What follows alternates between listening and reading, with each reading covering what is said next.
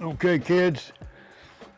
So this is a one of those things I'm just doing on the blue, out of the blue, real quick. It's something I've been meaning to do for a long time. I've gotten so many people requesting me to do videos on covering, and we've actually started a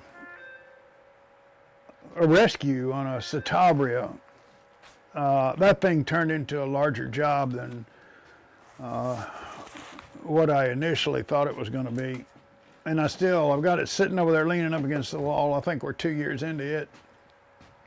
But as you know, life goes on. Life gets busy, and we end up having to do other things. So I'm working without a cameraman. I don't know when my batteries are going to die, if I'm going to lose audio or whatever, since I don't have a grip or anything like that. It's just me and a camera and an airplane. Hopefully the buzz off the fan doesn't bother you too much, but let's just dive right into it, shall we? So I need to get a couple of these things out of the way. This is a new thing I've been playing with. This is called it's a kite by a company called Revolution. This thing you can actually make it land in the water and take off out of water. Pretty cool. But they're hard to fly, or this one is anyway. If you haven't noticed, Monokote has took a dump and ran for the hills. I think if the information that I've got is correct, they are closed down, no longer for business. And some people would say, oh, well, no big loss. Other people love Monokote. Well, I'm one of those guys. I really don't care what it is. I can work with any of it. You know, they both have their pros and their cons. But a friend of mine, Chris, thanks Chris, hi Chris, called me up and told me about this place called Value Hobby. Now, originally, Monokote, this stuff would sell from anywhere from about $10 to 15 to 20 bucks here recently after the pandemic. And but they did have a plethora of colors. And then you know, of course, you got Ultracote, which is you can tell it's a little bit of a shorter roll, looks a little different than that. But and these are 6 feet by 26 inches.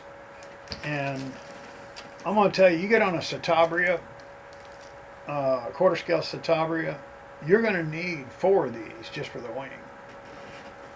If you can see, this section here is broken. Here is that section right there, JLT. So what we've got to do is we've got to repair this broken spot, and then we've got a couple of ribs that have busted loose, so we are going to repair those as well. And we are going to come in here and we're going to put some reinforcement. We're going to do reinforcement 2 ways.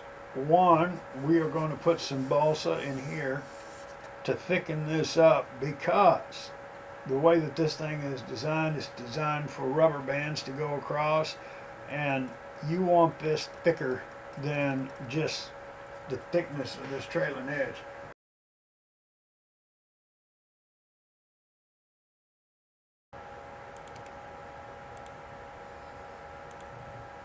And I'm going to stick this over here so we can refer back to it.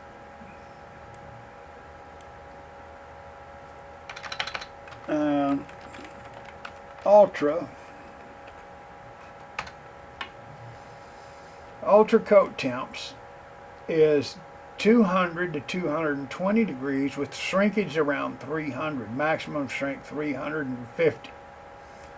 So the Ultracote works at a lot lower temperature, and that's kind of a good thing. So you can put your Ultracote over the top of Monokote, but theoretically you can't put Monokote over the top of Ultracote, because you've got to get the Monokote so hot it'll damage the Ultracote that's underneath it.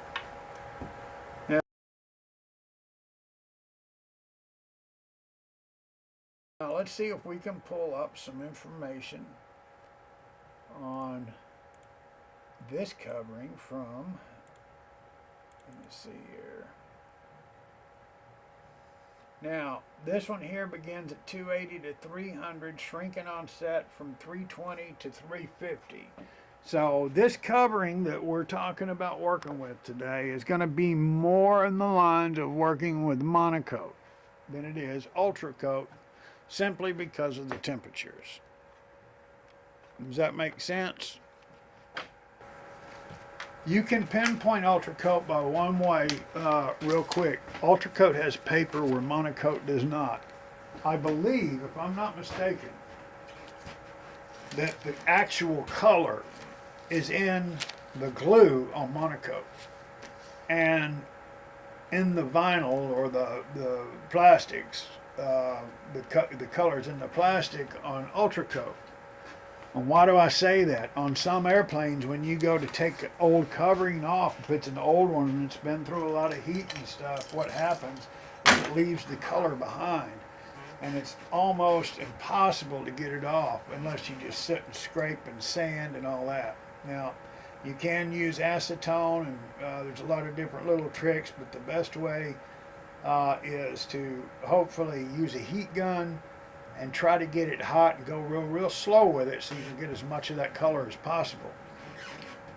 What you leave behind, you can fight with it all you want to, but the best thing to do is just plan on covering that particular model. If it's leaving color behind on the balsa wood, plan on doing that in a dark color that you can't see through, because if you have a red or a blue plane that's got a bunch of color that's left behind and you try to cover it with white, it's going to look like a faded leopard. So what I want to do though here is I got a couple of different colors from Value Hobby. I forget. Now look at this beautiful stuff here. I don't know if you can see that carbon fiber. Now, from the past working with this stuff, carbon fiber looks like crap unless you can have it on a super nice surface. If you put it over a surface that might be a little rough or bumpy, it's going to look like crap, because the holographics in that covering is going to show everything. So let's do this though here first.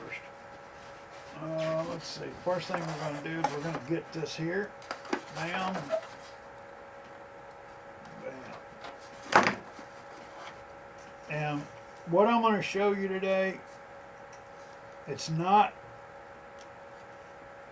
what I would consider the right way to cover an airplane. It's just my way to cover an airplane. And what has worked for me. So this has got like a little bitty piece of that clear tape, and if I leave that little bitty piece, and it's laid on there just super flat, but if I leave that clear tape on there, when I cover this dadgum thing, you'll see it. In the right light, you will see it. And see, they've wrapped it around here. I want to make sure not to dig into your project wood. There we go. They left me a little courtesy wrap on this one.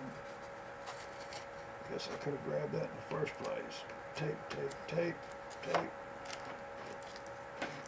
get this out of here. So here's our latch. It goes on like this here, JLT. And then we should have, so our wing is going to fit up underneath this thing, I'm guessing, or we're going to have to work this down so that wing, and you know what, that throws a wrench in my cog.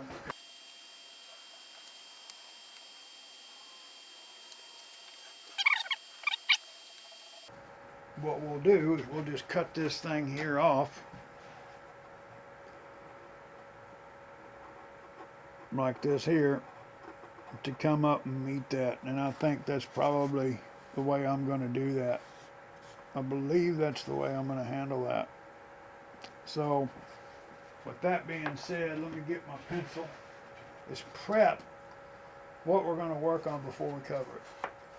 So I'm going to push this in as tight as I possibly can. I'm going to make me a mark right here.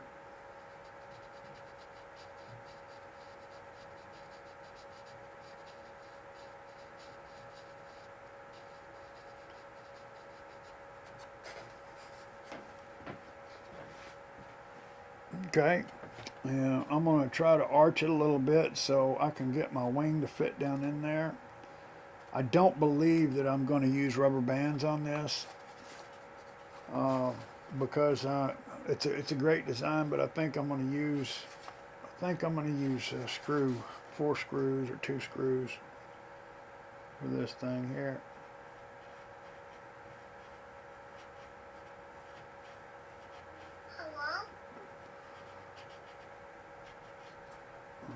Let's see here. That looks like that. That looks like that. Looks about right, doesn't it? Now let me get this little guy here. And from the top, I should be able to see about the area that thing there is going to need to be cut off. And I'm just going to eyeball this. By the time you end up measuring most stuff, you can eyeball it 10 times. And you know, look, this isn't rocket science. This is airplane science. So, there you go. And this is what we've got to do. Now what we've got to do, we've got to cut this and shape this so we can get us a nice finished product. I'm also going to make me a mark right here. And a mark right here. And if my marks are off a little bit from one side to the next, that's fine. All I'm looking for to do here is I want to get this area here looking about right, about the same.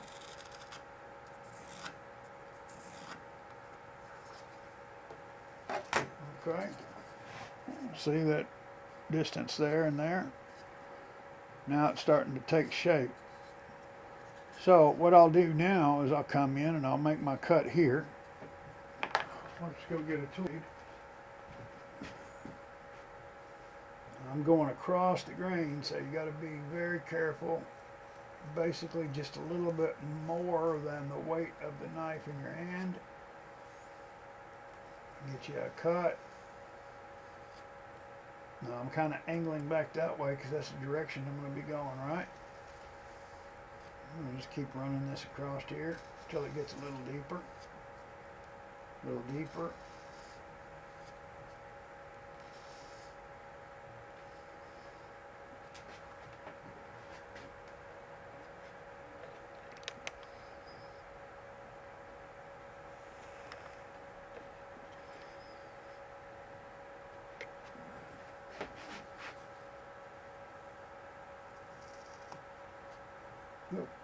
Okay, a little deeper. Look, I've got my finger back here riding along this edge here so I can kind of keep it straight. And we'll just keep slowly making that cut deeper and deeper, never trying to force it because you don't want it to splinter. And there. Where are we at? Right there. So, see, that's where we're at. Okay. Now, that radius and this radius is about the same. So, what's easier? Holding this flat and moving this and trying to keep this, or holding this flat and moving this? I believe the latter of the two. So, I'm going to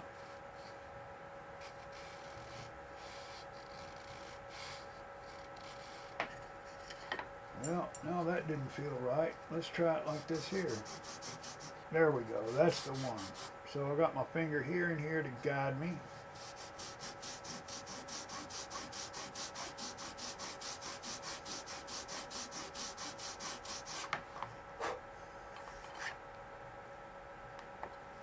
a little high there. Need to move down.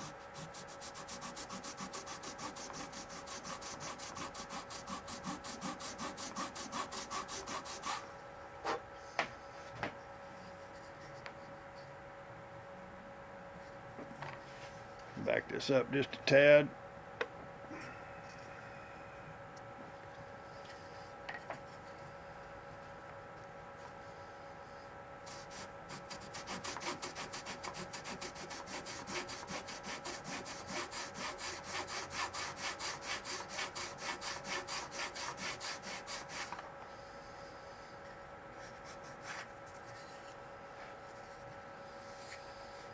Boy, I could do this with a Dremel real quick and fast, but the problem is that you can make a mistake quick and fast too.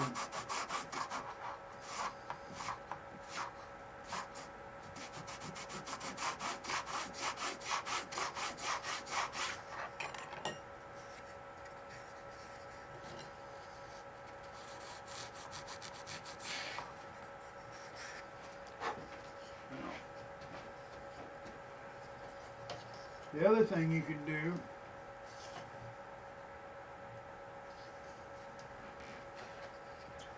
but if I had it, is get a piece of that leading edge off the front of that wing and put some sandpaper on it and sand down this thing, because that would be the exact perfect fit.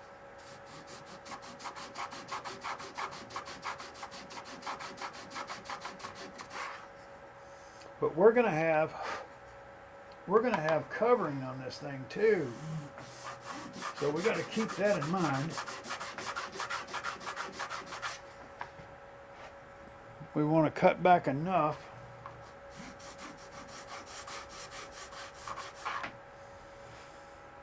to where when I put that covering around there, it's not going to interfere with getting in that wing's way. Let me grab something else here.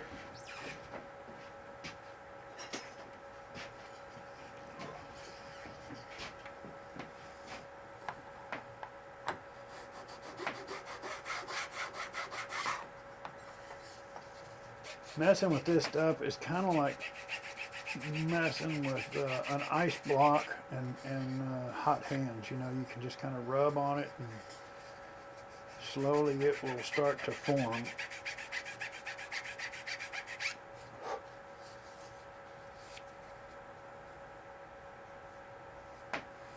Now the problem when you start making stuff too thin like this is you start running into rigidity issues to where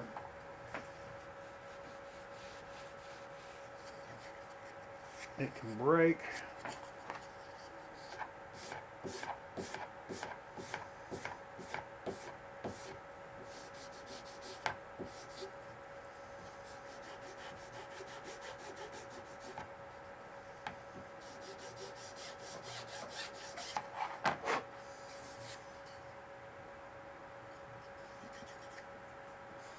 So you gotta get a little bit more on this side and then I'm gonna be happy with it.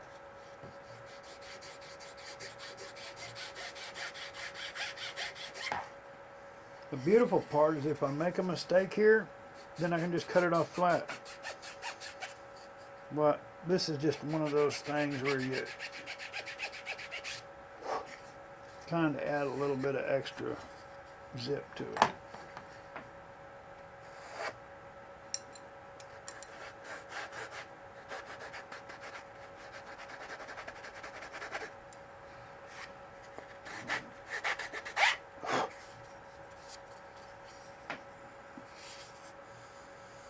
Now, what I haven't told you is that this is going to create one heck of a problem trying to get that covering to go around there and stay on there, because you're having to make these little tight turns and stuff. But I'll show you some tricks for that here in just a little bit. All right, I'm going to open this back up. Thank you, Mr. Cameraman. Oh, let me get my broken wing here. And that's going to ride about right there. And if you can see, it's not fitting very well. See that? It's not fitting worth a flip, is it? So, I think I've got an idea. Matter of fact, I know I got one. Remember what I was saying about if I had some leading edge?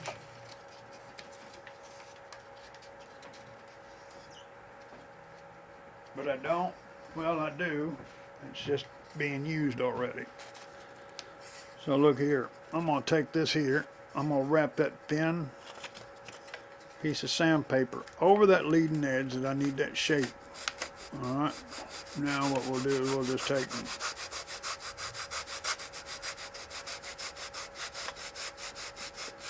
You just got to be a little smarter than your average bear.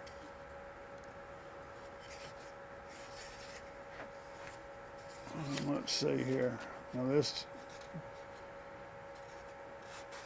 leading edge is not the same on top as it is bottom, so you gotta make sure you get it the right way.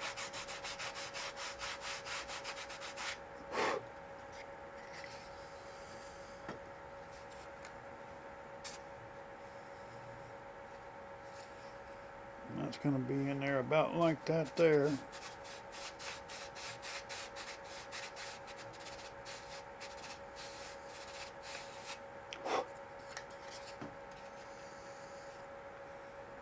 Now look at that.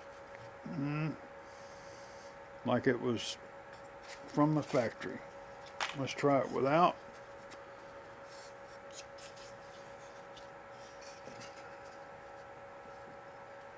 Me right there.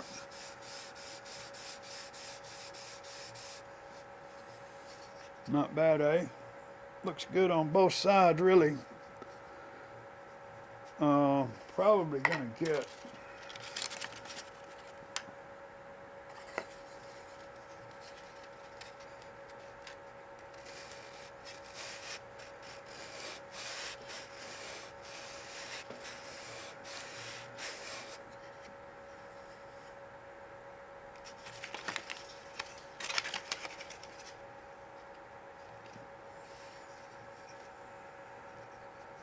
there we go. Okay. Now,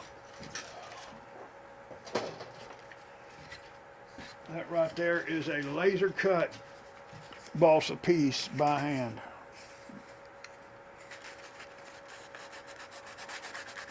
Now I'm going to take, just with the paper, just nothing in there at all, and I'm going to use that to square it up just a little bit wherever it doesn't look square.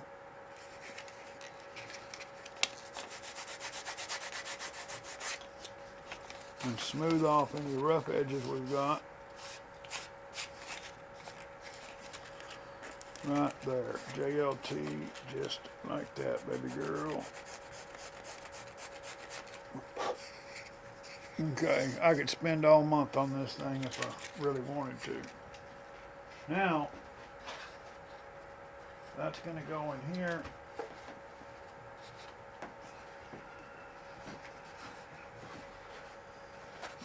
See, now we're on our way. Okay. Now, this is an almost ready to cover bird. And when I say almost ready to cover, it's supposed to be ready for you to stick your covering on as soon as it comes out of the box. But you know what? It's not. And look, oh, there's another piece of tape. I've never seen these before, which is not saying much. But whoever thought of this one here, pretty cool. This is a slipper. It's about a size 6. With Velcro on the bottom of it. And you can put your hand in there and it kind of shapes to your hand. So,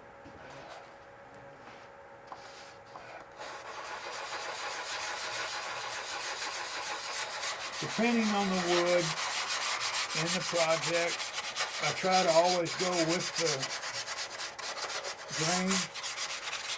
However, You can't always do that.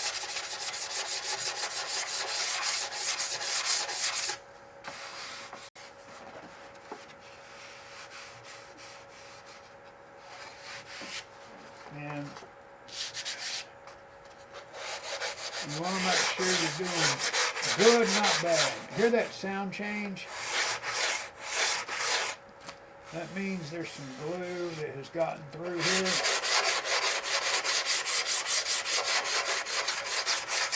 And you want to get that down.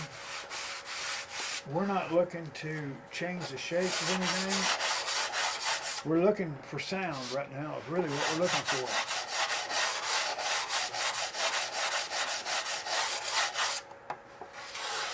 If you can feel it with your hand, you're going to see it when you put covers on it.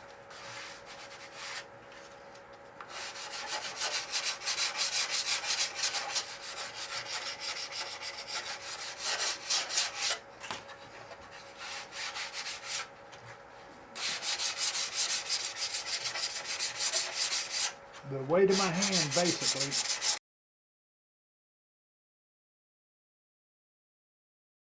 that is what it is. Okay, now that we've got that done, we want to make sure that we've got everything clean.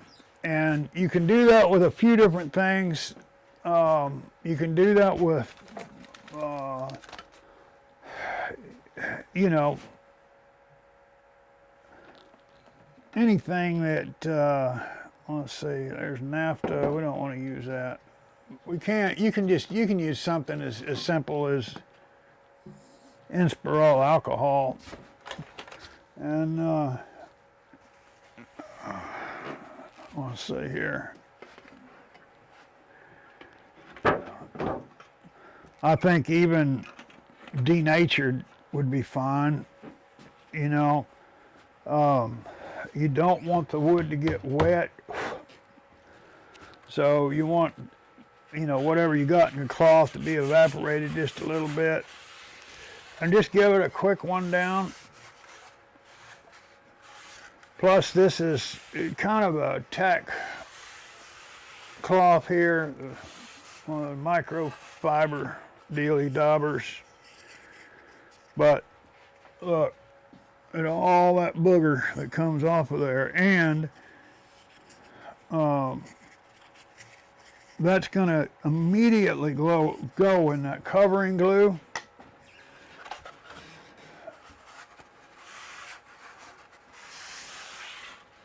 And the glue's not going to want to stick because it's got all that dust in it, all that sand dust. Let's see here. Even if we didn't sand this thing, you would still want to make sure that you do this, especially on the edges where you plan on gluing covering to the wood. All right. Now, that's been done, and we are going to do a couple of more quick moves here, and then I'm going to call it a night. One thing you must have when you cover airplanes is, and this is a buttload of razor blades. I know buttload is a technical term, and a buttload can be anywhere from 50 to 100 blades. These are number 11s.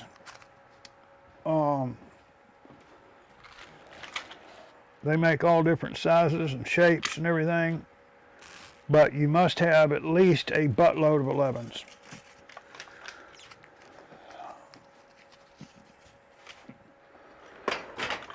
Then, not only do you need a buttload of 11s, but you need you a good X-Acto handle. Nothing with plastic. You want to make dadgum sure that, I never do turn these the right way.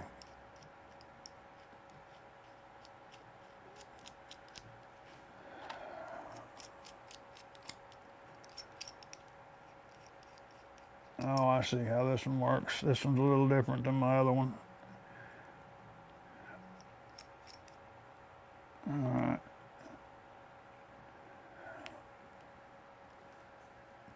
Nice, good size cutter. Now, before you get started on this fantastic journey, hopefully you've already figured out what colors you won't wear and everything. But before you get started with any of this, you take a piece of blue tape like this here.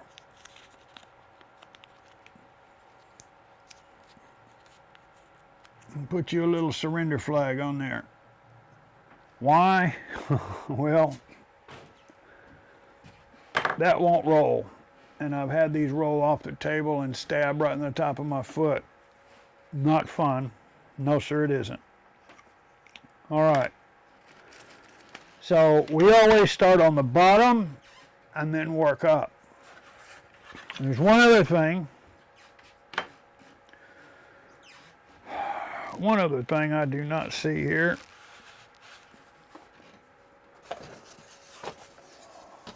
I tell you what, I am not prepared for this journey. Right here. Bada bing, bada boom, bada bing, boom, boom, boom. Uh-oh, uh-oh, we got problems. Yeah, we got some serious issues here. Let's see here. For one, this is going to have a handle on it of some type. There's no way to push this out from the top. We are never going to get to cover this dadgum thing. Let's see here.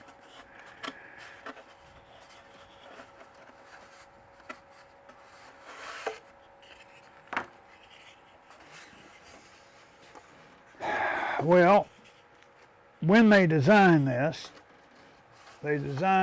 with a lip, which is good, and then this goes down in here, right? But the problem is there's nothing to keep it from dropping off down inside there. This is already boxed in. So this is going to be a pretty important place. This is going to be where you put your electronics, and it's also going to be where you put your battery. My servos that go back here for the rear, but this is a must. And we're going to want to run our battery just a little in front of the CG. Up here, I think it's going to be too far. If we put a battery right here, we can run a little bit larger battery as long as it's on the CG. So let's see here. If I can...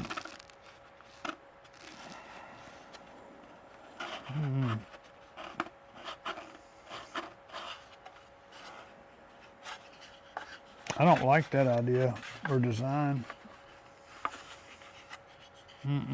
Sure don't.